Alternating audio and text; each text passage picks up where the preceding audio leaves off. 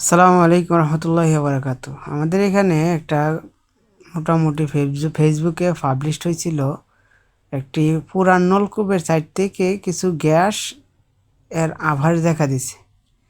তো এই ঘটনা যখন শোনা হয় ফেসবুকে পাবলিশড হয় তখন আমাদের টিউনু মহোদয়, ওই যে পাঞ্জাবি পরিহিত টুপি মাথায় সাদা মাটা লোকটা, উনি আমাদের টিউনু মহোদয়। তো একজন লোক কতটা ভালো মনের হইলে এরকম কাদা মাটির মাঝে এরকম দাঁড়ায় থাকে, দেখেন রোদের মধ্যে দাঁড়ায় রয়েছে, খুবই সাদামাটা একজন মানুষ।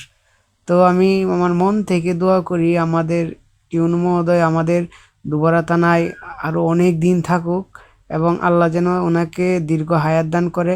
আপনারা সকলেই দোয়া করবেন ওনার জন্য। দেখেন খুবই ভালো মনের মানুষ এবং আমাদের দুবারা থানার প্রশাসনকেও ধন্যবাদ জানাই।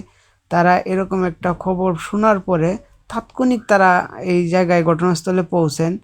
কালকে রাত্রে থেকে আজকে 12টা-1টা বাজে দিনের তারা সবাই এখানে আসেন এবং ফায়ার সার্ভিসের কর্মকর্তাদের কথা না বললেই নয়, ওনারাও ঘটনাস্থলে আইসা পরিদর্শন করেন। তো সবাই ভালো থাকবেন, সুস্থ থাকবেন এই প্রত্যাশায়।